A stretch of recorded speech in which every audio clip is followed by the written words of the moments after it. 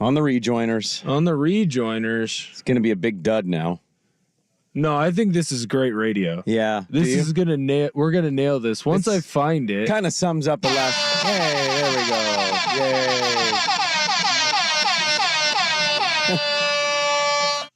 I'm glad you have access to it and I don't. We nailed that, dude. I can't click anything.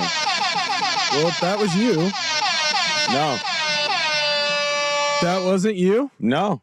All right. Well, we have a drops page issue because I didn't click anything. Happy Friday. How we doing? Hey, dude. Friday. I love Friday. It's good. Do you? Yeah. I'm running on fumes right now, but it's okay. What does that mean?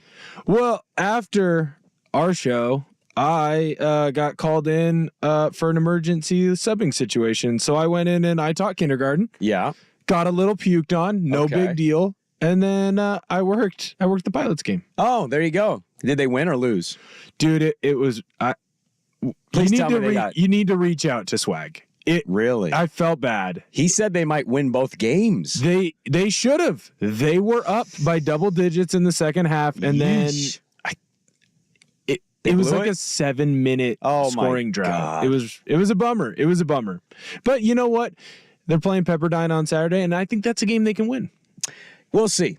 They're not a very good team, though, Will. Hey, you know what? All that matters is if you win in March in the tournament. They won't make the tournament. They're like... No. They're going to make the WCC tournament. They have to. If you get eliminated in the first game, did you make it? Well, that's like saying, did you make the playoffs if you get eliminated in the first round? Yeah, you kind of did. Hang the banner. Okay, I'll give you this. If you get eliminated in the play-in for the NCAA tournament, did you make the tournament? No, because that doesn't count. That's a play-in. But if you get eliminated as like a 16 seed, but you were in the tournament. Sure. A 1 beats you. We have drop page issues because I didn't hit that. I haven't clicked anything. Didn't click it. All my drops are going off now. Didn't click it. Yep. Don't worry. I took it all down. It'd be really nice if we, figured out that the radio station has to be operating at 6 a.m. and somehow that's not happened in the last 2 years. Yeah, dude, I don't know. There's cutting out issues too is what I'm hearing, but that's great. Why would we need to be live and on the air everywhere? Well, you know what? I think this is going off great because I don't. I've been dealing with this for 2 years now. Well, see, here's my thing. Nothing works for the first hour of the show ever. Whenever I am in and I'm filling in, all I ever do is look for, is it my fault? Am I the reason why we are off? No, this happens when Swag's here. This happens when Schultz is here. It doesn't matter who it is. See, then I'm okay. Yeah, it's not. Hey, I wouldn't blame you anyway. Is it my fault? No, then I'm good. Oh, well, you're better than the two old guys from 3 to 7. Anything that goes slightly wrong, I'm getting blamed. Really? They throw you under the bus? Well, I think it's funnier for them that way. They know. They know I squirm a little bit. You get nervous? I get a little bit of Swigard in me. Why? Wait. What do you think that means? Well, I've been told... You think that guy squirms? You think that guy cares? I've been told he gets a little nervous when stuff goes a little sideways. No, he gets pissed. Oh, see, I don't get mad. I start freaking out, trying to figure out if it's my fault, and then how do I cover my ass? I'm trying to remember in my life. I've worked a lot of jobs. I'm trying to remember a job where every day I did my job, the first hour of my shift, prevented me from doing my job exactly how I'd like to do it. Ooh. I don't think I can come up with one. And I've worked in some jobs, man. Roofing, janitor. I've done roofing. Ice cream. I'm trying to think what else I've done. Dishwasher. Yeah, all those things that I've had to use to do those jobs have worked when I started. Whereas this one for 2 years now, from about more like 5:15 till about 7:08. It's a crapshoot. It's a flip of the coin if it's going to work or not. That's what we've been dealing with. An Odyssey station. I would play the thing, but yeah. I'm afraid I'm not putting the drop keys up. I'm not doing it. Oh yeah, take it off. I don't trust anything. They're down right now. I can fire anything else I want from like a player or something. But I don't even know why those went off. I didn't click anything. I clicked the first horn. Everything after that. I clicked it twice, but nothing was clicked. Right. You know what I mean? Well, you know what? This is Skynet taking over. They want control. and we gave in by giving AI a thing. Like, we should never have allowed AI to be a thing. And now it's a thing, and the robots are going to take over, except they won't take over me. Well, once you open up the internet, you can't put it back. Yeah, you can. Once you put What evidence do you have on the internet? What evidence do you have of that? Have you seen, well, never mind. What, a movie? No. Well, didn't Taylor Swift get a lot of stuff taken down? There's no more of those AI pictures of her anymore. I mean, I think a lot of actor and actresses were trying to fight that stuff, but I mean, it's still the internet. The internet's still up. You can't put it back. Yeah, but you can't find it. People can find it. Wasn't there stuff that got scrubbed too? Like, hasn't Ravel taken stuff down? Or Yeah, but the internet is still up. That's my point. You can't put the internet back. Well, yeah, but you can stop doing the AI stuff. You can get off the black web. Yeah, you can, but then it's going to go to the cloud. I don't understand the cloud. I've never understood the cloud either. I don't think anyone understands the cloud. Can I tell you something really stupid? Yeah. Anytime my phone's like, do you want to add this to your iCloud? I'm always like, no, No, never. Don't memorize anything, please. I don't save any of the passwords. I will gladly retype the password Every time. instead of hitting like yes for an auto save into the cloud. Right. Well, again, so a key part of my formative years, remember the cloud pictures that all the celebrities had that got leaked? Oh, yeah. That was 16. That's prime Will Ortner. Oh, what's going on over here? I got to go check these out. Okay. Because it's a bunch of hots and pictures. Ever since then, I don't trust the cloud. Don't handle anything with the cloud. Don't do anything with the cloud. Stay away from the cloud. Because if Jennifer Lawrence can get taken and her pictures can get found on the cloud, what chance does Will Ortner have of defeating the cloud? Well, I guess I would say you're not going to defeat the cloud, but would anybody want to go to your cloud? Jennifer Lawrence is Jennifer Lawrence. Would anybody go, let's go to Will working Ortner's out. cloud? What are you trying to say over here? I've been working out. If this, golf threesome works out with Paige Spearneck and Tiger Woods, Yeah. there might be a reason to go to my cloud. You don't know. You know what's funny is we talked about it yesterday. You say Spearneck, and that's just instantly in my brain. I'm like, Sporanic. I know. Sporanic. I think it's the Hawkinson accent. It rears its head. Hawkinson has an accent? That's what I claim anytime I say something wrong. That's a good Prove me idea. wrong. You don't know. You've never been to Hawkinson. My stepdad lived in Hawkinson. Okay, maybe you've been to Hawkinson. I was there. We had to go to his house every other weekend. We probably did that for like 4 years. He was in Hawkinson. No, there you go. You go over to the Hawkinson market, go get a pizza. There was nothing to do in Hawkinson. Well, there's a North and South Street, and there's an East and West Street. Yeah, but when you live in Northeast Portland, and then you have to go to Hawkinson, it should be the reverse. It's like, I'm in Hawkinson, I'm Northeast Portland. You go the reverse, and it's like devastating. I don't know. I always find my way back to Hawkinson. I always find my way back. Well, you home. love Hawkinson. There's nothing wrong with that. Dude, it's rural. It's nice. I don't have to deal with a bunch of stuff going on over there. Do we classify Hawkinson as rural just because of the population and land mass of? Dude, like half of my friends had farms. I watched a kid ride a horse to school. If that's not rural, I don't know what is. When I think rural, I think like it takes me an hour to get out of town. Whereas it takes you 20 minutes. Yeah, I can get from Fourth Plain. I can go Fourth Plain and then just jet over one of the crossroads and drive up. Probably go for 15, 20 minutes, and then I'm there? I live by the Vancouver Mall. It takes me 20 minutes to get out there and subbing, depending on lights and stuff like that. Okay. I would say that's pretty rural. I think if you're living in Hawkinson, Battleground, La Center, Woodland, not Richfield anymore. La but Center, Richfield I'm used with to you. be. Woodland for sure. I had a cousin live out in Woodland. Oh, yeah. You make the way out to Kalama, the house that Twilight built. Yeah. That's rural, dude. Yep, that's rural. I'm with you there. Hawkinson's rural. I think Hawkinson's borderline rural. Well, think about it this way. It takes you 20 minutes from either highway or either freeway, I-5 or 205, to get to Hawkinson. Yeah. That's rural. Okay. Camas used to be rural, but then they blew up. Well, everybody moved out there. Right. They got these high school. They created a new high school, and they're like, "Hey, we got to care about football. Let's go steal Central Catholic's coach." That's Union. Yeah, that's what I'm Not talking Camas. about. No, I know. Camas has been around. Isn't the Union the one that they built up? Yeah, but years and years ago? that's Evergreen. What? So that's Evergreen School District. Union is? Yeah, Camas only has one high school. Gotcha. Yeah, it's funny. Maybe it's only funny to me. They have a line. So right where Union is built, it's right next to the Evergreen Camas border. And Camas has flags that fly from the light post right at the end of Union High School. Right at the line? Yeah, they're right on the line. Okay. It's funny to me, probably to no one else. You didn't laugh, so I assume it's not funny to you. I don't think it's funny at all. No. I find it great. It's petty. It would be like if Corvallis and Autzen or in Springfield, Eugene area were right next to each other. Yeah. Right where Autzen was, there was an Oregon State flag. I think that'd be funny. North Carolina Duke could do something like that. I think they're separated by 8 miles or something. The campuses. Oh, yeah? Yeah, Chapel and Durham. Yeah, they should do that. I think Quinnipiac and Yale have that too. Yeah, I'd be okay with that. Celebrate the line. I think we need more stuff like real close. Like if the Washington border just started flying the Washington state flag right in the face of the Oregon side, I think that'd be great. I'm always interested when it says "Welcome to Washington" on my maps versus "I'm still in Oregon." It's always at a random point over the river where they're like, "Hey, now you're in Washington." Mm-hmm. Okay, I don't know where did you cut the line at in the river?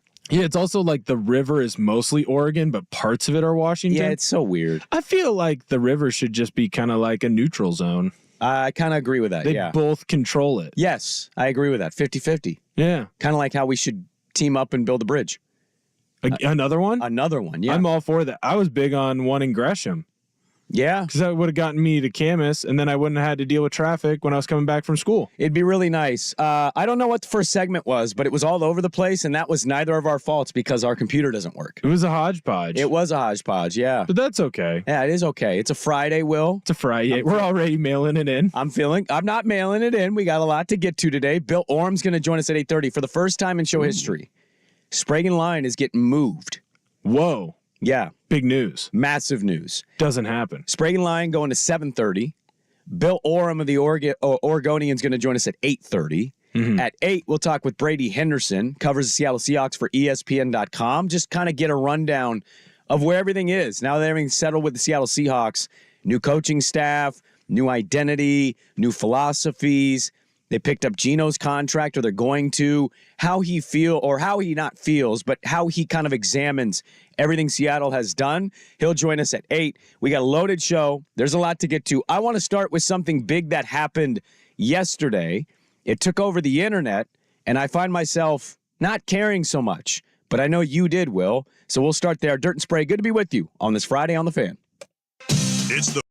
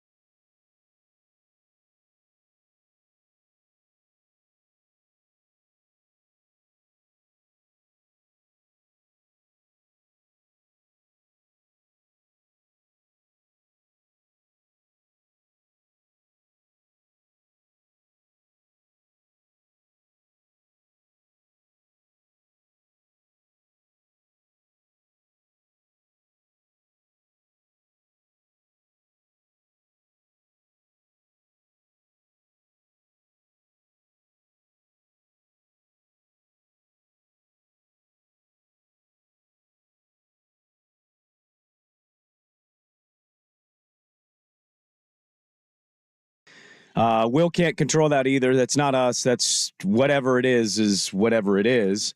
I'd like to apologize to listeners for that. This happens from time to time in the 6 a.m. hour. It's inexcusable, and I am sorry on our behalf as a station that that's happening. Hopefully it stops soon. We got history that was made last night. We will recap a Blazer first half that ended by getting an absolute beatdown at the hands of the T-Wolves. We'll go over that. I want to start, though. So something came out yesterday on the internet. Everybody lost their minds, including you. I saw your tweet on it. And I think you and every red-blooded American not named Brandon Sprague lost their mind yesterday because EA finally sent out a trailer for their video game, the college football.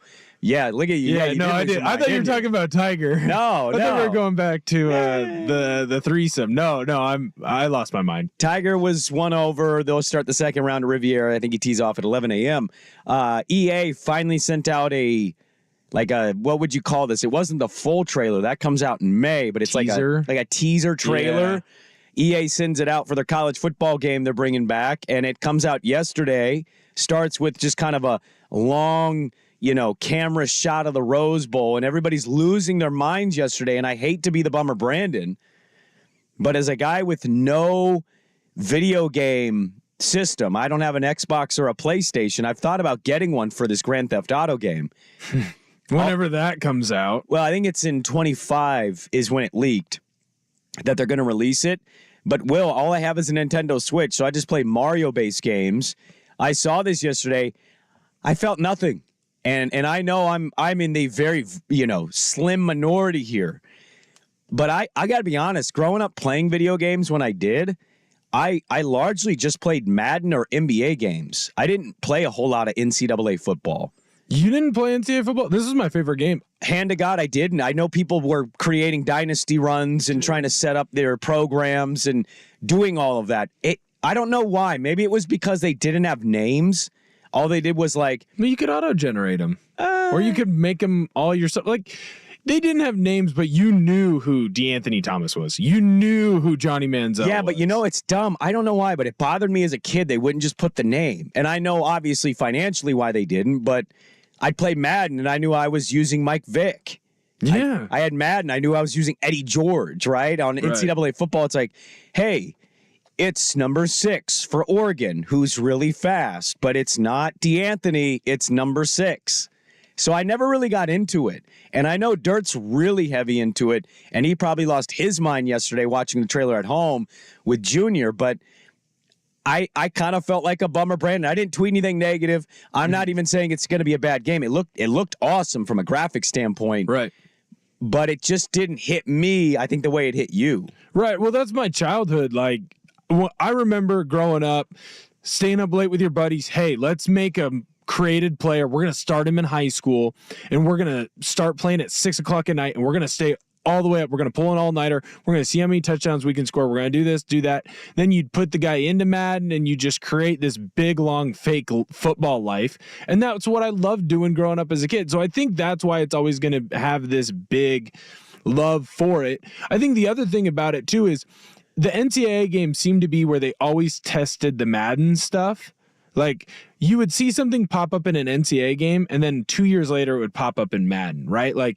NCAA was the original. You had the speed bar where if you ran and you held the accelerator down too long, it shows your guy would get tired and you'd get fatigued.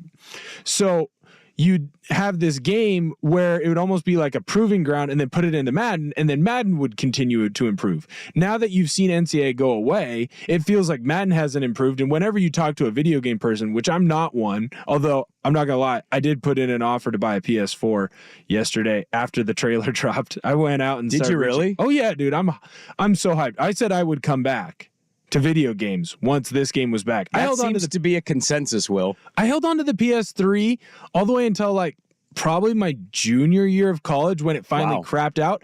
It was just to play NCAA football. I love NCAA football, but when you see the decline in Madden, it's about the same time as this NCAA game went away.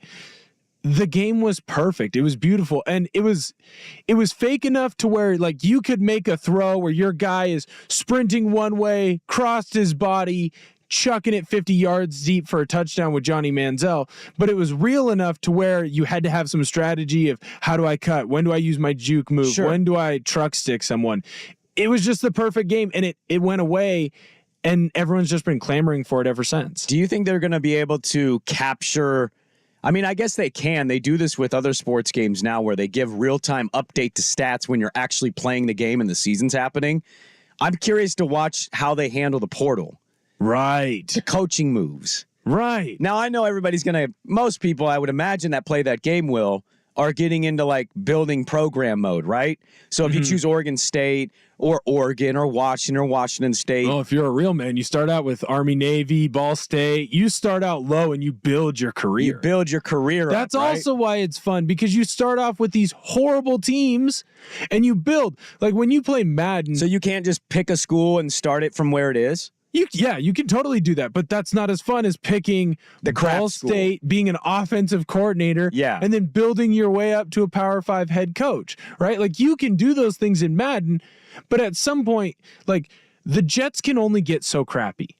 The Browns can only suck so bad. Sure. When you look at some of the bottom tier UMass schools, you can join them and it's like, I can make them great and pretend like, look at what I've done. Imagine if you were an offensive coordinator at UMass and you made them win a national title. So you're more into the idea of playing that game because you want to pretend you're a coach.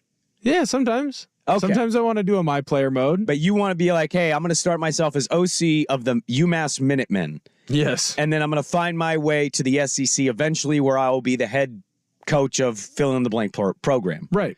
Interesting. It's fun. You can start out. It's Chip Kelly's career. No, I'm not saying it's not fun. I just start at New Hampshire. I haven't been anti-video game. I'll play I play these games on the Switch with my kids all the time. Mm-hmm. But I haven't had like a legit system and played video games maybe since I was 14. So I'm 37. Yeah. No, that's a long time. That's 23 years of not playing video games. And I say I'm going to buy one for GTA. This one looked good. It looked great. It seems fun. Mm-hmm. I don't know if I'm going to buy a system for it. Right. And I would say you and I are similar. Now, I didn't stop at 14, but in my house, we had a PS4, but that was really my brother's, so I didn't really play it. Right. So right around 15, 16, I played my Boy, NCAA. That's respectful of you, by the way. My brother and me, we didn't care whose was what. We did it anyway. Oh, nah, well, I'm, again, not a big video game guy. Yeah. I was more of unfortunately, sports radio and listening to 1080 The Fan all the time. That's what I was doing. I was also, doing other stuff. But anyways, I think that you have a lot of guys who love this game and they remember it, who are my age, where it's like, that's your formative years. That's when, your middle school, high school, you remember hanging out, dudes rock moments, hanging out with the boys, going out, getting a pizza, Mountain Dew, staying up way too late, playing video games the whole time. And this is like kind of a nostalgia piece that brings it back. It also has the joy of it went away before it got crappy. If Madden went away tomorrow, people would be upset, but then people would go, it kind of got, the gameplay wasn't as good. There were all these glitches. There was this. But EA makes Madden. Doesn't that make you nervous about this? If Madden's going away because it's not as great. You can't mess this up, though, because it's like pizza, and it's finally returning for the first time in 11 years. Ooh, I disagree. If your last memory of pizza is an amazing pizza, and then you don't make pizza for 11 years, and then you make a pizza, is it exactly how it was that you remember it? So you're a glass half empty guy. I'm glass half full. They can't mess this up. You're literally telling me the company that makes Madden has fallen off on Madden. Right. While also being geeked about that same company making a game they haven't made in 11 years. It's also different makers, and they've also spent 2 years making this game. I know. Madden, they have to pump that thing out every 9 months or whatever it is. And for a long time, Will, it felt like they weren't going to make it, and then finally they hit us with that mini teaser. It's not just your age either. Dirt's older than you by a decent amount. It was like when you were in middle school and high school, Dirt was in high school, college. Right. Obsessing over that game, which is funny. Middle schoolers and college kids both equally obsessed with that game at the It's moment. the same. The only difference Yeah. is the middle school kids can't talk to girls. The college kids choose not to. Yeah, they're choosing not to be with girls to play that video game. You just couldn't the do choice it. is made for them. Exactly. I could not do it. History was made last night in sports. Let's talk about that coming up next. I want to get to some jealousy I have.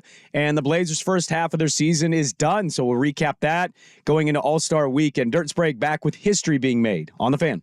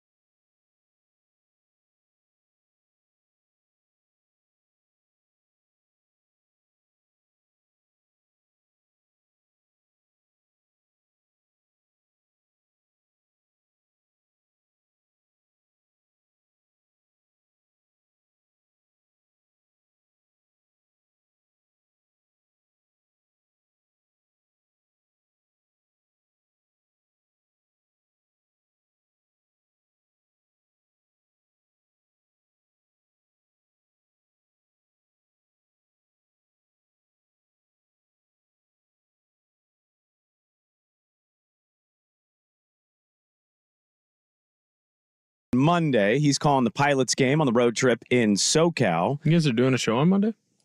Tuesday, that's right. We don't have a show on Monday. We observe President's Day. We like to look at the presidents. We like to celebrate all the guys that wore wigs. And now the guys that wear makeup. Well, I don't think the one guy wore wigs. Which guy? Well, I was always taught in school that you get President's Day off for Abraham Lincoln and George Washington. No, yeah, I'm just talking about the Washington era. They were wearing wigs. Well, yeah. Oh, okay. In those photos. I was going to say, I was like, Abraham Lincoln wasn't wearing a wig, I don't think. No, he wasn't. But we'll be back on Tuesday. Swag will be back. Will, love having you in and filling in for Swag here for a couple days. I'm going to talk about being a little jealous and also saying out loud, I didn't think I'd feel sorry for this athlete at this point, but here we are. I'm kind of feeling sorry for this athlete. I'll tell you who that is. Last night, though, Will, we had history made. History was being made. Everybody knew that it was right there for the taking, and that was Caitlin Clark, who has been a gem of an athlete to watch at Iowa in her career. Obviously a big bucket getter, played Michigan on the Peacock Network last night and had this moment for her career in college. Recovered by Gabby Marshall. Here comes Clark. How will she go for history? There it is!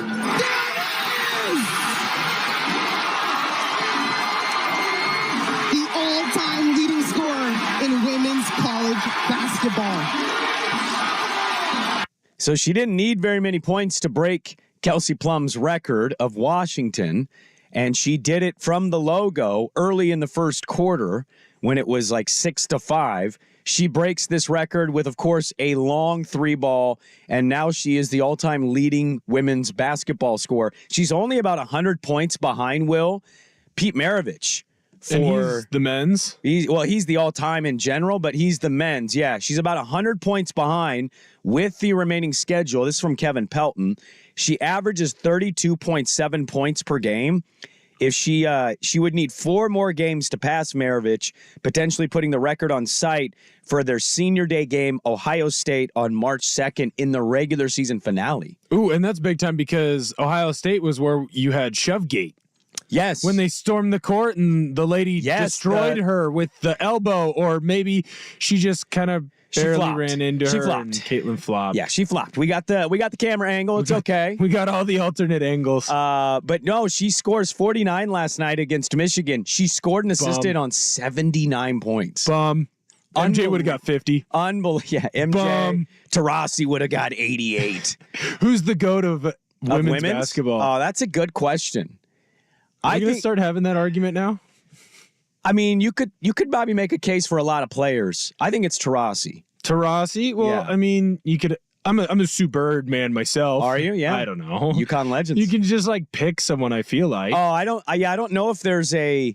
I mean, Cheryl Cooper, right? The first player drafted in WNBA history. Was she the one who dropped 100? And then a USC game? Who am I? I'm thinking of Miller. I'm thinking. Oh, you're Reggie's thinking sister. Yeah. Cheryl Miller. Yeah. Yeah. Thank you. Okay. I don't know who the GOAT in women's basketball is. Subjective thing, but Caitlin Clark. I mean, she moves eyeballs. She gets people to go to games. Like every game she's at on the road, they have massive lines out the door. If you told me she was coming to Moda for the women's tournament when they have it this year. And not that they're going to, because Iowa's probably going to get a very favorable venue where their fans can get closer. Right. But if they were, I would love to see how full the Moda Center gets to watch her game. I think it'd be more full than a Blazer game. Because right now... Oh, at this point, for sure, yeah. I remember when Sabrina Ionescu was at Oregon, and I thought, there will never be that kind of fever around a women's basketball player to the extent that Sabrina had, right? Like, I remember Brittany Griner. Everyone wanted to go see Brittany, but they wanted to see Brittany because Brittany could dunk. And that was the only reason. She was tall, she dunked, yeah. Right, like she could do these things. She had a little Lisa Leslie about her. Right, but with Sabrina, she couldn't dunk. It was her skill and ability on the court. Not that Brittany Griner wasn't good. Obviously, she's had a long professional career, but with Sabrina, it was look at what she can do. She can make all the passes. She'll go in and fight for rebounds. She can hit all the shots. It feels like Clark has taken that to the next level. And that's great for women's sports because people are talking about her ability on the court as opposed to, oh, hey, they're really Instagram famous. because they're an Instagram hot, or they are freakishly tall and can make a freakish play in women's sports that no one really has been able to do aside from a handful of women. Right? I was wondering yesterday, because I was trying to think of like comps for her pro career. Indiana has the number 1 pick in the draft for the WNBA. And, you think of a Caitlin Clark going to an Indiana, Will. I don't know if there's a better match made in heaven than that. Right. But I was wondering, like, is she a Jimmer Fredette or is she a Steph Curry? Is she college great but not as pro great, or is she college great and pro great? I think she's both. I think she's going to have a massive target on her back once the league starts next year and she's in it. Right. Well, here's the thing, though, because when you look at Jimmer Fredette was doing all that stuff at BYU when BYU wasn't in a great conference. The minute that he played... But he was pulling up from logos too, man. He was amazing. And he was getting buckets. But the minute that he played against athletes, true athletes, Jimmer couldn't do much because he turned into a Kyle Korver type where he needs to be a spot-up shooter. When you look at Caitlin Clark, she's doing it against the best of everybody. I mean, even when they lost to LSU, that wasn't because she performed poorly. It was because LSU was stacked that well. Yeah, right? They zero in on her. So, to me, I think Caitlin Clark's as real as it gets, but it's great for women's basketball because, again, you are getting more and more players that are getting more and more shine. I mean, like I said, I thought Sabrina was the top. In my mind, when Sabrina was in college, I was in college too, and I knew who she was, and I was tuning into games. And not just myself, because I'm a little bit of a sports junkie, and I'll turn on sports before I even turn on network TV. Sure. But I had roommates in college that don't even like basketball. Yeah. They would tune in to watch her. Caitlin Clark has taken that and raised the bar even more because now you're getting streamed games. That was a Peacock game last night. People are paying to watch those streamed games for Caitlin Clark. She might be the most famous person in college basketball right now. Oh, I don't think it's a debate. Who's the best player in college basketball this year for the men? Oh, you wouldn't even... You don't know it, right? You wouldn't even know. You don't know it, right? Right. I don't either. It's probably the Colorado kid, maybe. Okay. And I know that Cody Williams? Yeah, and I know that because Danny talks about him. Because the Blazers are scouting him. That's why Danny knows about. And that's not to say that Danny wouldn't know the name. I'm just saying, there's a tie there, at least in the women's game. And this is what I think. I think the women's college basketball, this is very similar to me, Will, as soccer. Yes. USA men's soccer is always a constant flopping disappointment. USA women's soccer is constantly competing, if not winning the World Cup. Right. And you're not seeing them waste time by flailing on the floor or on the field. They're out there getting it done. Women's hoops is very similar to that. You know the names. Mm-hmm. It's high level. They're there for 4 years. Yes. And I'll admit, having daughters has changes for me tremendously. But also having, #girl dad.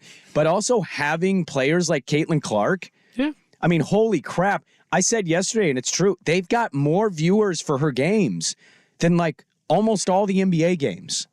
Right. It's nuts what she has created just as an economy within that sport. And then you add the LSUs, the South Carolinas, UConn. You got powerhouses. I'm genuinely excited to see the tournament this year for the women's because I think it's far, far better than the men's tournament. I really do. Yeah, because when you watch the men's tournament, you watch it for the chaos. I feel like the women's tournament kind of turns into more of what I heard. It's gladiators against each other is what it's going to be. And that's what 90s college basketball was because people stayed until they were juniors or seniors.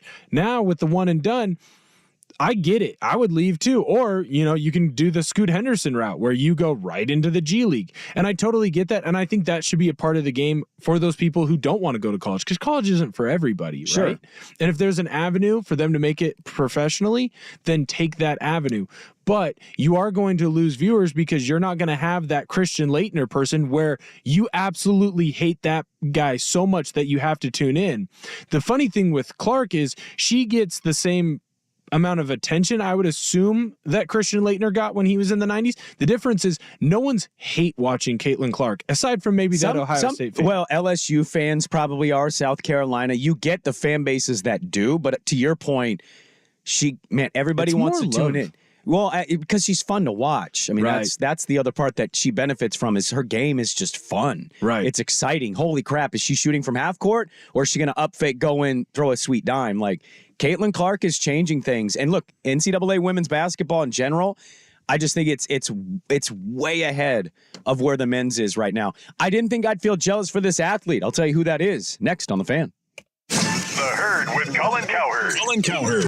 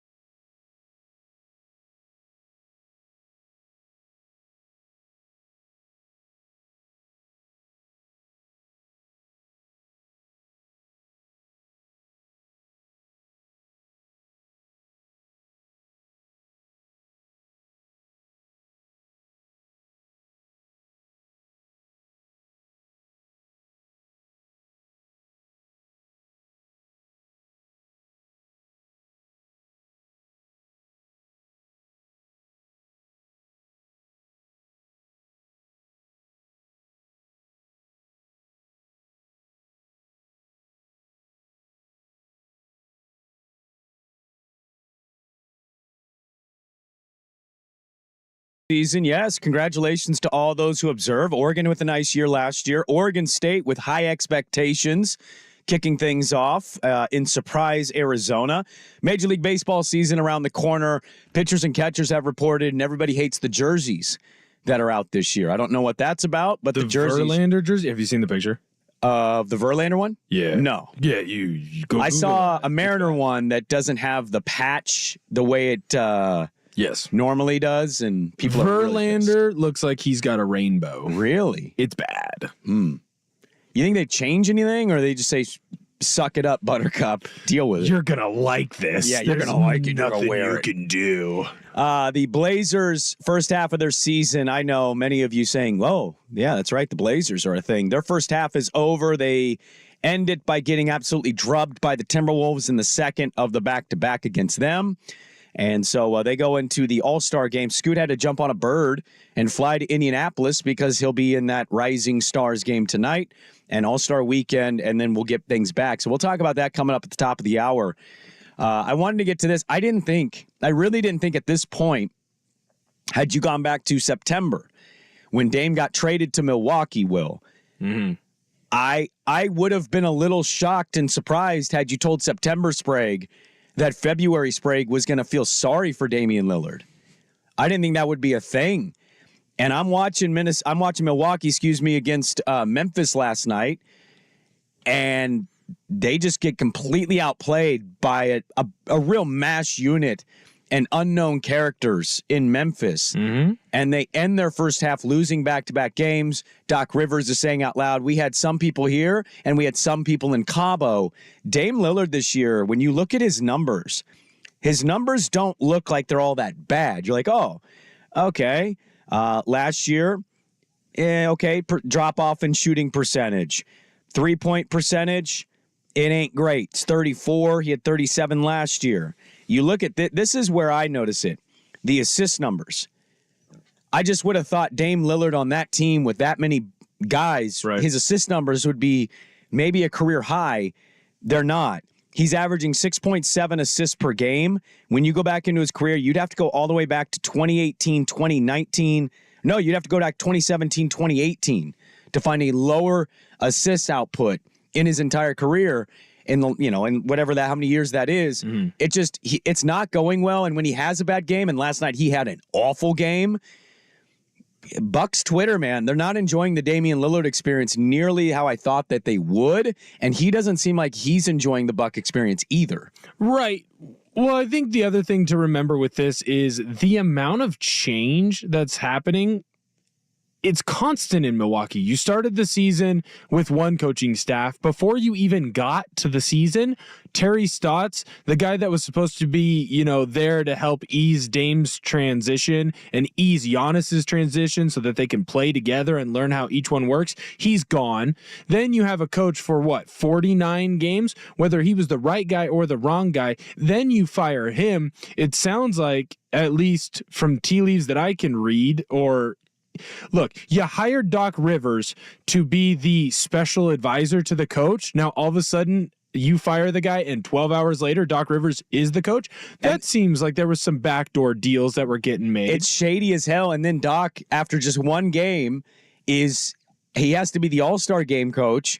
And he comes out and says, I'd like to give this money to Adrian Griffin. I'm like, dude, I don't know if Adrian Griffin wants to talk to you right now. You backstabbed him bad. And it's clear. Well, I think it is crystal clear. The crazy thing about that situation, so they lose last year. They get upset by Miami. Remember, Giannis gets hurt, but Miami still pulls it out. Right, because he comes back the last two, I think. I think from a gambling standpoint, it's the biggest upset in NBA history. Right. It was a massive upset. And what do? They fire Mike Budenholzer, who had won a title for them a couple years ago. Then we find out Budenholzer's brother died, and he kept coaching despite having to deal with the death of a brother, and they just straight up can him. He's the reason to blame. I'm watching this team last night. I've watched most of their games this year because I love Giannis, and I want to see Dame get a ring. And I'm like, you know who'd be really good for this team?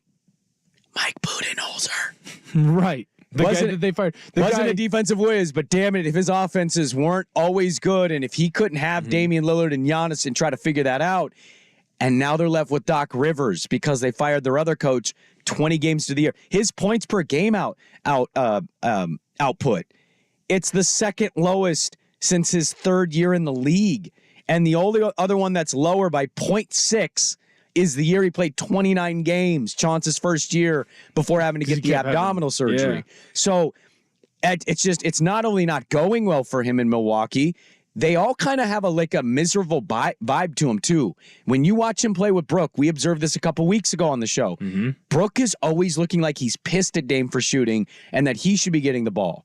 You watch big key turnovers or missed shots by Dame. Giannis kind of has this I don't know. I'm not saying Giannis thinks this or has said this, but Giannis has kind of body language that suggests, you're not the guy I thought I was going to get. Where's the Dame I thought I was going to get? And it's been a really weird, rocky start for them. And the craziest thing is, it's not like they're even that bad from a record standpoint. No. Milwaukee right now, they're third in the East. Now they're a game and a half out from the 2 seed, and they're 8.5 back of Boston. But it's just nuts that they're having that kind of success in the standings, and yet you watch them and you go, something's amiss here. Something's not right. Well, and I'm going to keep beating this point till it's dead. You have constant change. It took Miami with LeBron James, the best player in the world at the time, and then 2 top 10 guys, worst case 2 top 15 guys, wherever you want to put Chris Bosh and Dwayne Wade. At the time of when they were playing, that's where they ranked on current players. It took them a year. It really took them a full year. It shouldn't have. They should have beaten Dallas. LeBron, right, I think, got paralyzed by social media and the massive moment and trying to be a villain, even though he doesn't have that in his DNA. He's not a villain guy. And they should have won that first year. But to your point, it took them a year, and they win it in year 2 against a baby Thunder team. The only team that it didn't take them multiple years when you have this movement of a big star or multiple big stars is the Boston Celtics original big 3, the KG, Ray Allen, Paul Pierce. That is the only one I feel like where it didn't take a year or 2 before everything got rolling, right? And maybe I'm wrong because I am young and more of a little bit of a hockey family than a basketball family.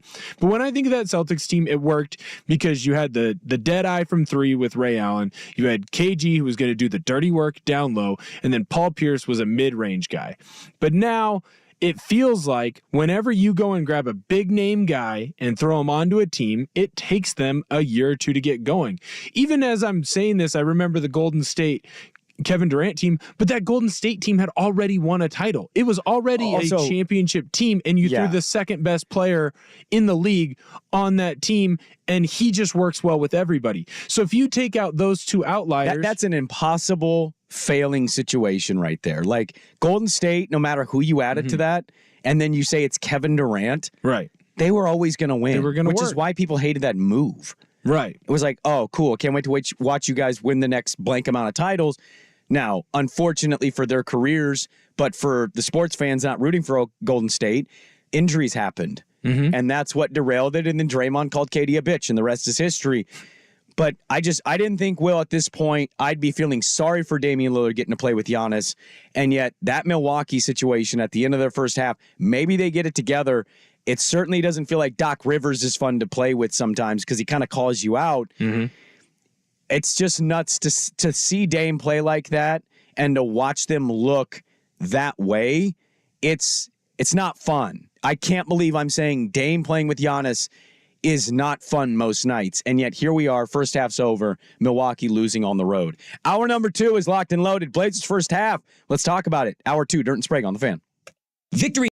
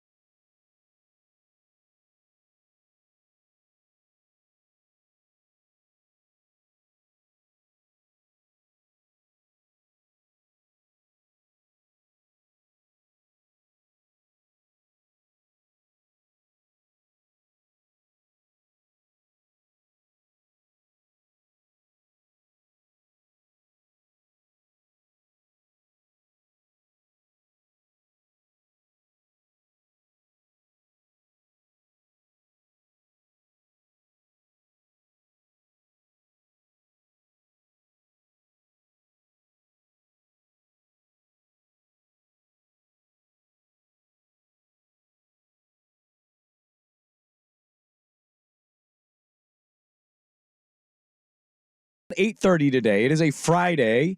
Dirt insists on this segment being year-round instead of just football season, despite me not really gambling a whole lot outside of football season. I'll throw some stuff down here and there, but I largely love the NFL for gambling purposes, so I don't really do this that much. But we'll give you some picks at 7:30. Sprague Line sponsors are always welcome at the Vancouver Ford text line, 503-864-6326. They treat you right before, during, and after the sale. You can visit them for more info at vancouverford.com. We have a lot to get to here in the second hour, Will. I'm very excited. I want to start. The Blazers' first half of their season is over, and I think most people were thinking, hooray, thank God. Can we end the season already? It's not going well. Can we be done? Well, we knew the team wasn't going to be good. 5th worst record in the league. They get annihilated by Minnesota last night. I know that they came back in the second quarter, but you don't go down 44-14. I don't think going down 30 points is the way to do it. And anytime you're down 30 in the first quarter, the game is over. I mean, it's going to be an impossibility to come back. And so they lose the game last night in the first quarter. Scoot gets back into the starting lineup, and now they sit 15-39. They're near the bottom of the league in offense. They're near the bottom of the league in defense. And outside of some moments, I don't know what there is to go into the halfway point, just past the halfway point of the season, go into the All-Star weekend. I don't know what there is to really highlight. And I think that's the thing. I saw this tweet from somebody I follow, Alex Tam, and he covers the NBA. He's worked for multiple SB Live Oregon, Bleacher Report, etc. He tweets about the Trailblazers quite often. And he highlighted something we've talked about. He said, Joe better have a plan this summer to start building this back up. Don't think we can handle another Blazers season like this. And me and everybody else in the mentions there, I don't disagree with his feelings. They're playing capture the flag next year. Cooper Flag is in that draft. You want him bad. I think you don't just want him, you need him. Because if you don't get a Cooper Flag-like player, and I don't know if this draft has it doesn't appear to on just kind of looking in now, this is where everything can get derailed and rebuild. It's nice to have some of the pieces they have. DA has put it together pretty well. Yep. He's not a great center, but he can be pretty good. Plus, he knows who to call if it's an ice storm again. Yeah, I'm not coming into work. I don't blame him for that. Scoot has had moments. He earned himself back into the starting lineup, but he's also a rookie, and he's 19, so he's going to have a lot of downs as well. Shaden gave you nothing this year because he couldn't stay healthy, unfortunately. Ant's not the future. Outside of that, there's not a whole lot, but you got to say we got to hit on this. Sitting where they're sitting right now, and Richmond highlighted this on his latest Locked On. They're a tax team next year. So though they didn't make any moves at the deadline, they're going to have to make moves in the summer. You're not paying a tax for a team that you're probably going to look at and say bottom 8 next year. Right. They're not. It just financially would make no sense to do that. And so they're going to make even more of these moves. And in some ways, I wouldn't be shocked if they were somehow worse next year. So it's really hard right now, Will, to not only be watching a 15-win team get drubbed at home and lose by more than 30. They've had losses by 30, 40, 60. You name it, they've done it. They're probably doing this again next year because next year's draft's even better. Now, if they can go find a good young caliber player in the summer with their stuff. I've mentioned my brother-in-law. He's a diehard Blazer fan. He goes, what can Brogdon, Tease, and a first get us? And I'm like, I don't know, man. Like, 2 more firsts? Tease is fine, but he's not like amazing. And a first is like, man. And then Brogdon is a good player, but not necessarily the needle mover unless your situation is maybe a Dame Giannis, and maybe that's the team you're looking for. But if Tease was of good value, I think a team would have asked about him at the trade deadline instead of just sitting on our hands there. So I don't know. I think the tough part is we knew how it was going to go, but also I don't know if it's going to keep going the right direction or if they have steered this thing in a rebuild and now you're just trying to dodge icebergs and you're getting through fog on the ocean and you're hoping to get past all that stuff so you can see some sunlight at the end of this journey. Right. Well, I also think that Blazer fans were a little spoiled in the fact of when they had Brandon Roy and they had LaMarcus and they had Odin, and Roy and Odin go down, it's what, your second or third draft after that, you hit on Dame. And Dame is 24 years old or 23, whatever it was when he comes into the league, and he instantly clicked, and that team instantly turned around. So your rebuild was 2 years, right? And then you're back in the conversation. You were never in a true NBA title conversation, but you were good, and you were in the playoffs, and you were fun and exciting. That doesn't happen often. You have a guy in Scoot that I think can be very good, and I think that he has shown this year, after he took a step back and he started working through his issues and started building up, he has become a very good player. He made it into the Rising Stars game. He is going to be a player that it's going to take a little bit longer, because these are really the years where he should have been in college. It's almost the same as if you grabbed Dame out of high school and put him into this slot. Like if I told you, hey, Dame's going to have this career, right? He's going to be an all-star. He's going to be an all-star starter. He's going to take a team that probably shouldn't have been to the Western Conference Finals. But instead of going to Weber State, he's going to have to learn those things in the NBA in Portland. Well, he wasn't ready. That's the difference. Right. He wasn't a Scoot level player out of high school, which is why he ended up. I know he got recruited late. Why he was at Weber State. He stayed loyal to Weber State. They gave him the first offer, and yep, and it took him longer. But it took him 4 years. Yeah, he had those years to grow. Scoot's going to have that time to grow. Now you have to get lucky to a degree, but also have good scouting and have good management to where you can find a couple of young bigs, maybe a couple of young wings that can fit into the system with Scoot, because that is who you're going to be building it around. That takes time. Look at Oklahoma City. It took them a long time to figure it out after their big three left. And yeah, they're ahead of schedule now. It's still what? You got rid of Russell Westbrook 5 years ago? 6 years ago? It took them 5 to 6 years to be where they're at right now, and they pretty much hit on almost every young guy that they went out and drafted and signed. Well, the problem with the OKC example, because I know that's one that a lot of Blazer fans will point to and say, look at the Thunder. They had to endure it a little bit. You collect draft capital, and now you're not going to get a Clipper trade. You don't have a player on your roster worthy of that trade, but you trade a guy like Ant. Maybe you get a couple more draft picks, and you know the big difference, though? And this is like the most underrated but obvious one. Right. They don't have an SGA. SGA is a first-team All-NBA guy. Like that, Right. He's one of the 5 to 8 best players in the NBA. He might be winning the MVP. And so OKC is a fine example from a rebuild, but also if they don't have SGA, that team is not number one in the West. He's a bucket getter, and he gets to the free throw line. They got a freak in Chet Holmgren. Well, they're the Blazers' best player. I'd have to go look on a statistical average. Like Scoot might be already the best player on their team getting to the line. And so I think that's the thing is we look at the rebuilding teams that find their way out of the rebuild in the right way, and we say, yeah, you use this path. And I'm like, it's fun to point at those paths, but that doesn't always mean it's your path. It's also never linear. No, it's not. And like, just as much as you want to be Oklahoma City, you could be the Sacramento Kings and go 7-8 years. I mean, this year they're not going to make it, right? So that's 3 years of not making it. You wouldn't gamble they make it next year. That'll be 4 years of no playoffs. The year after that, they'll probably still be young. But I've always made this argument. I don't want them to force things that don't make sense. I think Joe is going to try to build this right with the guys he has internally, right, and say, okay, this is the right way to do it. But in a city like Portland, they're 5th worst in the league, and their attendance is massively down. Their TV ratings are massively down. They suck next year, and it's going to get dark. And I know they're playing capture the flag, but if you don't get capture the flag, if you don't get the flag, you get tagged. I'm sure you'll find a nice player, but that player is going to be what, 20? 21, 19. I think the point I'm trying to make is when you eventually trade some of these guys, the Ants or the Jeremys or the Brogdons, you're only getting more inexperience. You're only getting younger.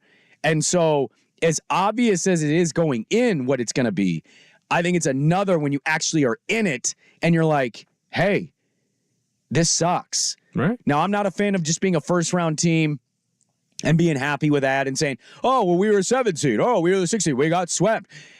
Yeah, playoffs are fun. I will acknowledge that, like, I like having a playoff team, but I also don't want them to be settling to be a bottom-of-the-barrel playoff team who needs some injuries to break their way, no pun intended, for them to be able to advance further than they should.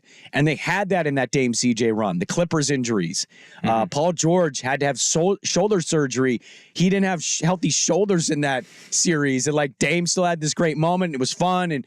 But like, some things kind of went their way to get to where they got, whereas I think they want to build it up right. But the problem is in this city, to suck for 5 and 6 years, that's a hard sell to this fan base because of all of the success they've had being one of the more consistent franchises to be in the playoff picture. Could also be a hard sell to your owner, who at some point, I don't think it has to move on from this team. Well, at some point, we don't know what that point is, and I don't think it is a hard sell. Look where they're here now. So clearly it wasn't a hard sell. And by the way, they've gotten some things they wanted. Joe Cronin, to his credit here, he's got a G League team now. Right. He got to expand his staff. He got to expand international scouting. I know it doesn't matter to us. They've added a kitchen restaurant in their practice facility. They've gotten things. I wish. They've gotten things that they've needed as a franchise. This ownership group, you don't have to love them. They've gotten some things. I think they're totally fine with where they're at. And that's the thing, is it's a rebuild. You have to be patient, but you're dealing with a pretty impatient city largely. And so you look at this thing and you go, man, this is bad. They're 5th worst in the league. Statistically, they're one of the worst teams in the league. Nobody has any real definitive answer on the coach. And your vets aren't long for this team.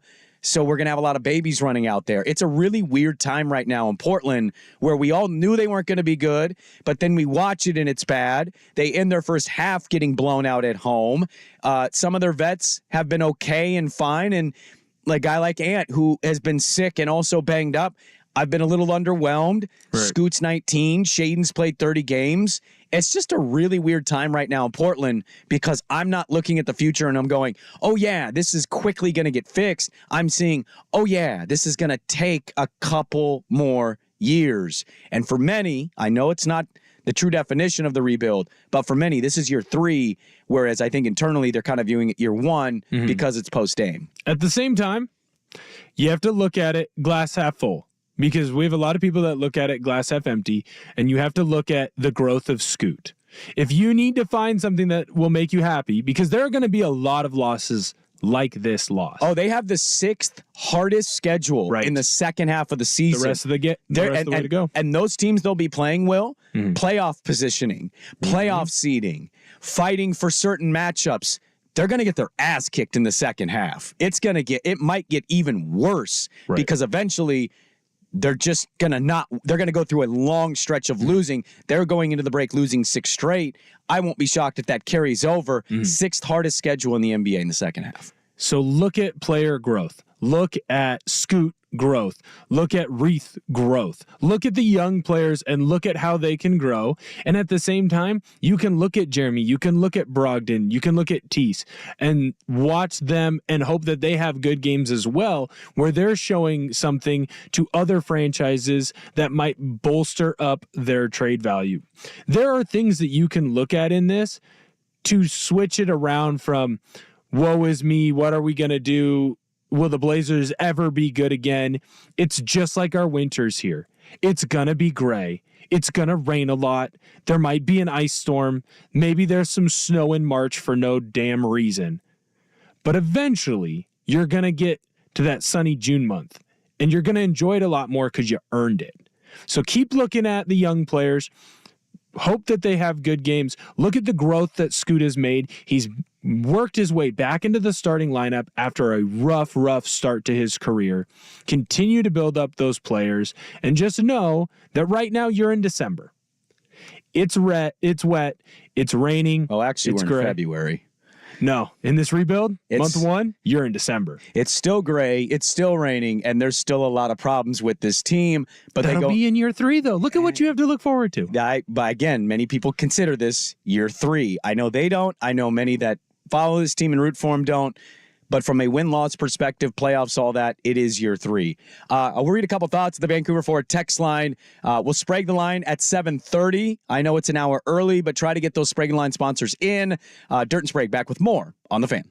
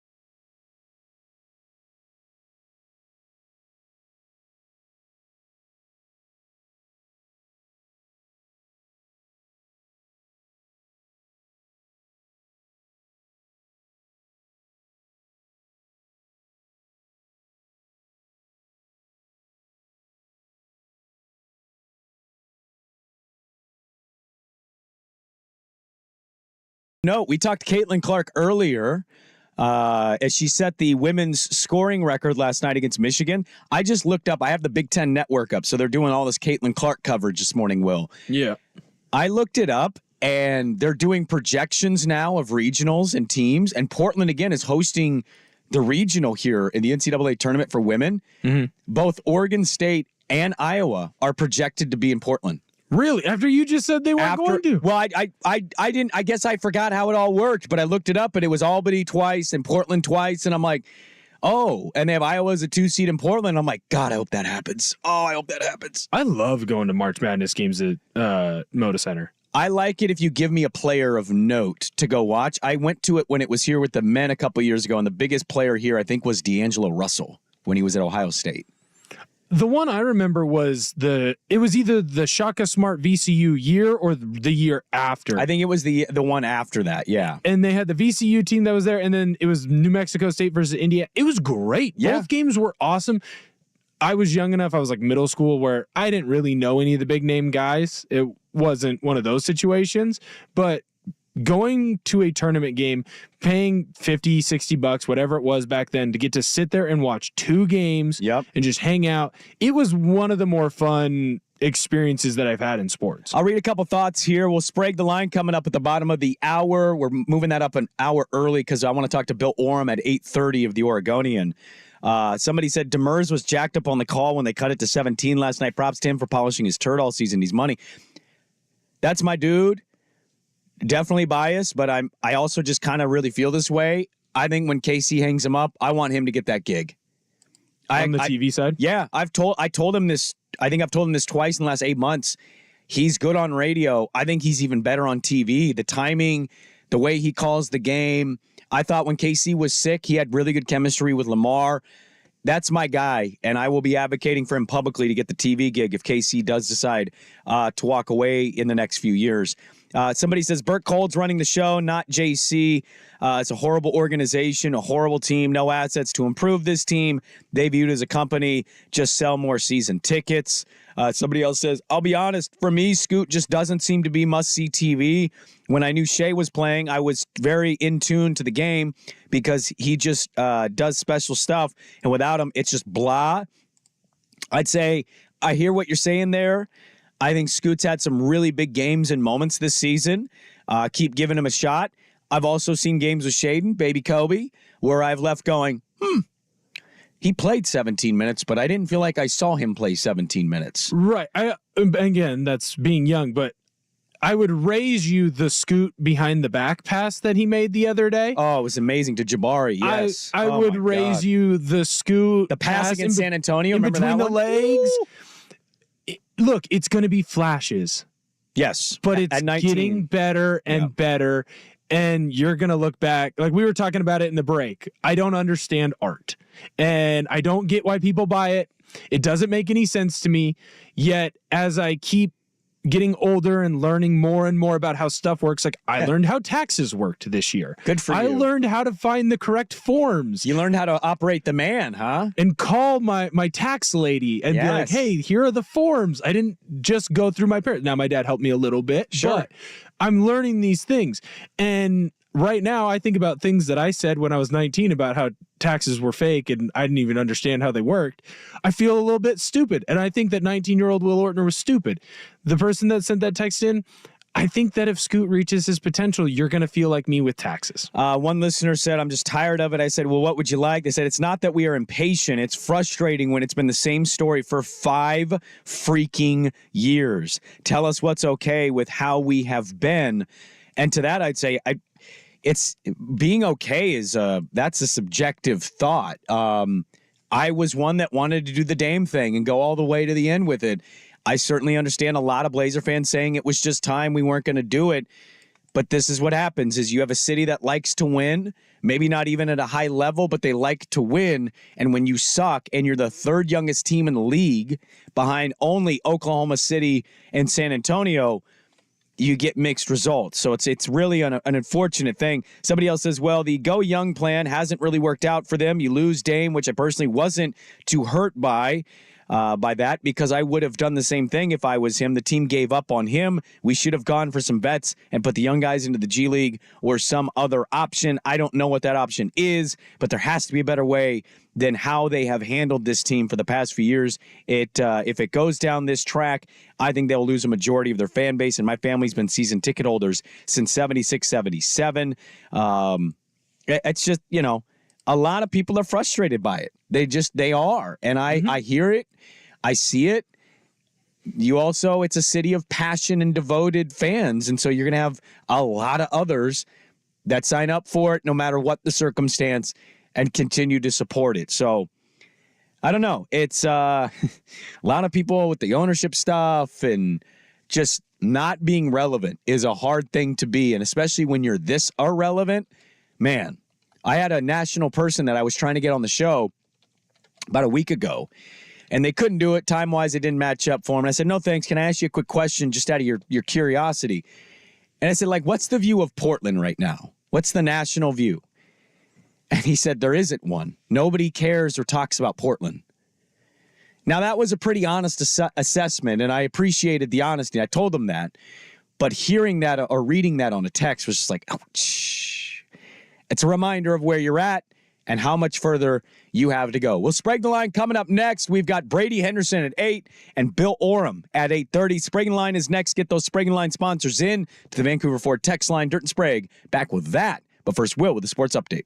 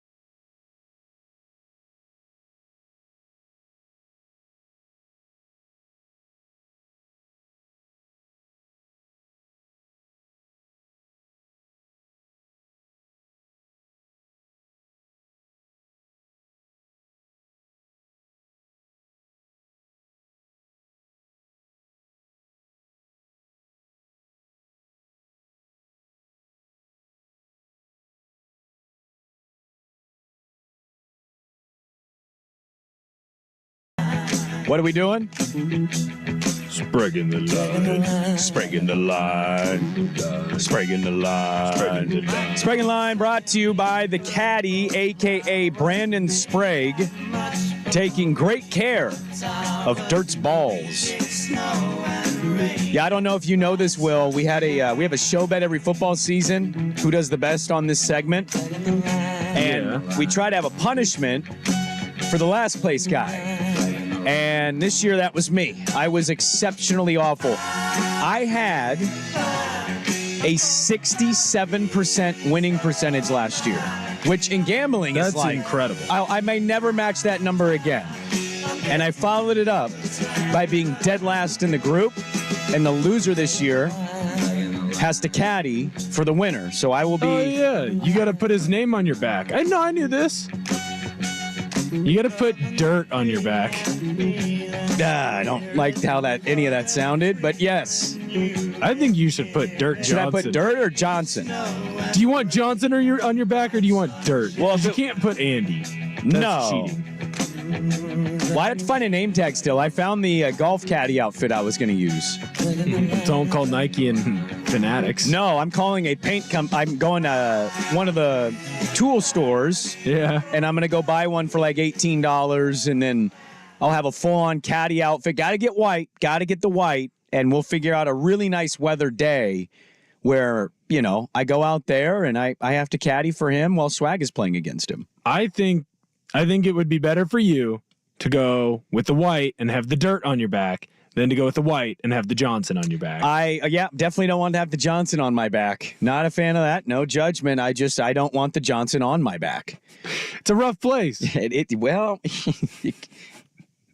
Yes, it is. Sprague in line. Lost. Yeah, thank you. Appreciate that.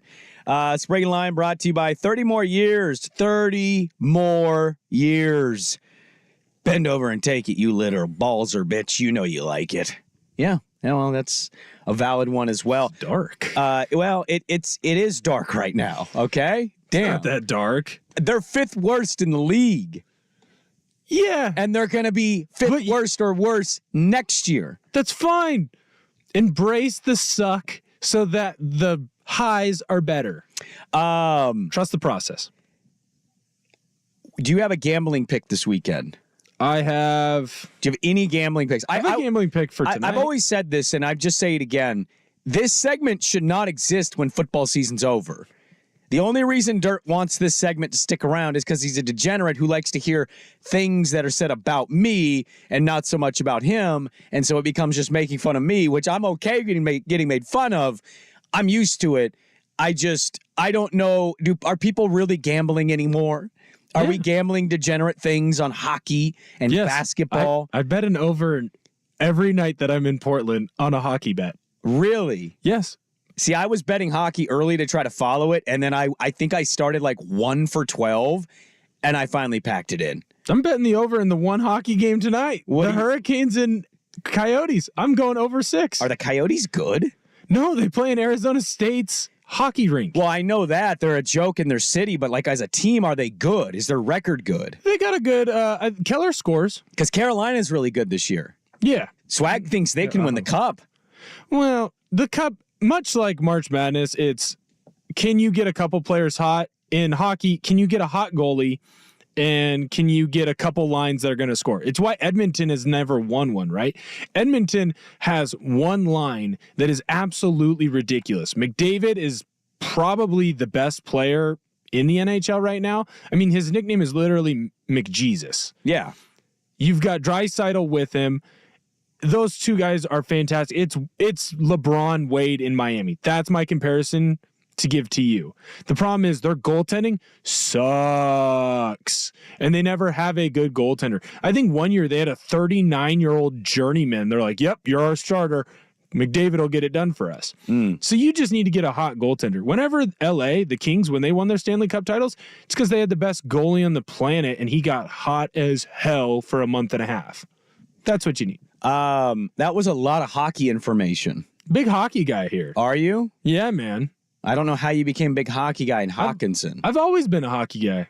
My family grew up hockey. I grew up going to Winterhawk games. I've gone to more Winterhawk games, I would say, than I've gone to Blazer games. Well, it's not close. If the Portland Diamond project falls through, I'd love to have a hockey team here. I'd at least like to kind of get into a little bit of hockey. Not that I don't go to Winterhawk games. I've been to plenty of Winterhawk games, but I'd love it, man. If we had the NHL, I think everybody would love it. Sprague and Line brought to you by Sprague's wife, just like the rest of us. She's been disappointed by his exaggerations of numbered for years now. And that text, I think. Yeah, it's on a bunch of different spots. I know which one you're talking about. Yeah, sometimes the text machine just breaks it up in weird ways. Yeah, I don't know. And it'll be like the first will be in the middle, then the bottom will be the start, and it's all jacked up. It's about as dark a time to gamble on sports as you could get. The NBA All-Star game now. Are you picking like MVP of the game? I did last year because Dame was in it, but other than that, probably not. Well, I don't know. I'll be in here on Saturday. What about Riviera? And Sunday. Nah, I've stuck away from golf. I won the U.S. Open last year, and I don't need any more major titles. El Tigre's +1. He had a shank on 18 yesterday, ended up bogeying the hole. Patrick Cantlay is first at 7 under. Jason Day, he's fixed his swing. How about Zalatoris? That's a nice story. Dude broke his back like a year and a half ago, and he's finally back. He was awesome before the broken back, though. Like, he was in every major tournament, not just like the majors, but the players, He's the Kyle Shanahan of it. He couldn't win it. Right. He was great at getting second place. No one's a bigger loser than Will Zalatoris in like 2022. The thing about golf, picking the winner outright, you get really good odds. I also like doing like top 5 and top 10s. Oh, yeah. That's smart. Because I always just pick the winner because I look at the odds and I go, if I hit this. If you hit it, it's like 8, 9, 10, 12, 15 to 1 in golf. But that's the thing about golf is, good luck. Good luck picking the winner of that thing. I told you, I won the U.S. Open. I bet on Brooks Koepka last year, and that is my claim to fame. I'll give you one piece of gambling advice for the Daytona 500. I'll be in here. You'll be. I am board hopping the Daytona 500. Very excited to watch everyone go left. No right turns in that race. My 2 aunts, because of my stepdad, have become like P1 diehards of Daytona and NASCAR racing, and so their 2 picks are who are they? They're William Byron. Ooh, I had never heard of him. I'd never heard of William Byron until yesterday. He's got a great name. That is a great name. And the other one, my other aunt picked Chase Elliott. Chase Elliott and William Byron. If you're interested at all in see, that's what the segment is. I'm talking about NASCAR gambling now. I don't want to gamble on the NASCAR race. Why not? You don't want to see everyone go left? No, I'm sure I'll see the highlights. It's going to be sick how fast they go around those left turns. You want to know true degeneracy? Yes. I was in a NASCAR fantasy league for like 5 years of my life. What is wrong with you? I won like $200 on it. And as, a 4th grader to 7th, 8th grader, that was a big deal for me. Somebody's texting in a UFC fight. Alexander, I always say his name wrong. Volkanovski. Yeah, he's a -120. This listener saying he is a lock of the year. Well, that's because he just got destroyed. There's another one too. Bet EPL. It's fun. What's EPL? English Premier League. I'm not betting soccer. Why? So you do fantasy NASCAR? You won't bet soccer? I did fantasy NASCAR. What a ridiculous stance. Why would I bet? But I don't know anything about soccer. Do you really know anything about racing? Greg Biffle was from Vancouver. Yeah, he was. The pride of Granger. Yeah, that's right. I'm well aware. Did well. He started in the truck series, worked his way. I met Greg Biffle. Congratulations. Yeah, look at me. I'm famous. How about that? Greg Biffle just and me moving on up. I'll it is UFC 298. I might throw something down. I'm still reeling from my Mitch Malott loss and my Sean Strickland loss. Those should have been wins. Somebody said, are you going to talk about Chinese basketball lines? Austin Dillon, I guess another name to look for in the NASCAR race. Yeah, he's like the new Joey Logano. Is he? Yeah. I don't know. Joey Logano was the young hotshot. Now Austin Dillon. I think Dillon races in the 3 car. I think that's why everyone knows who he is. Okay. I'm sure that's what it is. Sprague and Line, brought to you every Friday by great listeners out there. Thank you for all the gambling advice of what to gamble on this weekend. Good luck on your bets. We've got Brady Henderson at 8. Dirt and Sprague back with more on 1080 The Fan.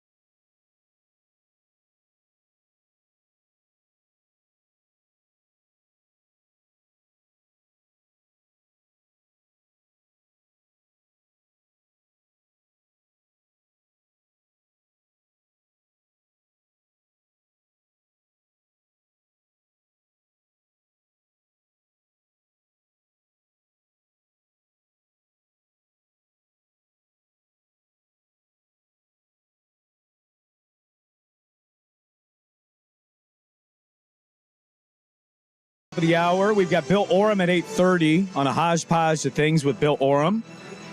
I saw the Utah equivalent of the Diamond Project, where they're trying to get a baseball team. They basically sent out a big thing yesterday. They've got a huge district in an area where there's nothing happening in Utah. They want to host the A's until the A's can figure out their thing down so they can build their stadium. And Utah not only stole Dale Murphy from our Portland Diamond Project, their Larry Miller group. Mm-hmm. You know who was in their newest video? Russ. Oregon native Ty Burrell. Oh, that's poor form. It's you could argue Dale Murphy jumping from our group to their group is poor form, but maybe he's doing that for a reason. And then they stole another Oregon native who's down there. So we need to boo him. I think Utah has jumped far and away ahead of us on this, and I might be way off on it because I know they're trying to purchase the Red Tail lot. But interesting nonetheless to get tagged and see that video last night of what's happening in Utah. No, I want to throw a scenario at you. We talked about the Blazers earlier. Right. Okay. And we'll get to, I got a football thing I want to get to at 8:15. We'll talk with Brady Henderson about the Seahawks offseason. I threw out a poll question the other day, Will, where the Blazers are bad. We've established this. They're going to be bad. Right. If Bronny were to enter the draft this year, which I think would be a massive mistake, he is a backup player on USC. His stats aren't eye-popping. I've seen him play. I think he's going to be a good basketball player. Mm-hmm. He's smart, but he ain't there. Right. But if he so chooses to fast forward the track to play with his dad, would you be upset if the Portland Trailblazers drafted him just to get LeBron for like 2 years? Absolutely not. You're all in on this. I am pro the bit. Yes. And I would love that for the bit. Just do it. It would be funny. It would get butts in seats. Would you win a title? No. Hell no, you wouldn't. You're one of like 2 or 3 teams that I think LeBron would go, I want Bronny to win on his own. I want him to figure it out. But think about it from a management standpoint where, hey, let's go get Bronny. We can say that we had LeBron at the tail end of his career. It's a cool thing. Fans would show up, and they'd show up to every home game because you'd get to see LeBron, either the greatest player of all time or the second greatest player of all time. There's no real legitimate argument to him not being one of those 2 spots, right? I would pay to watch. I'd go to more Blazer games, and the ticket prices would rise, and it would be good for everyone. Fans would have fun. And maybe it would be the perfect spot, too, for other young players to grow. You can look at a guy like LeBron, and there are going to be things that he can do that just no one else can do, right?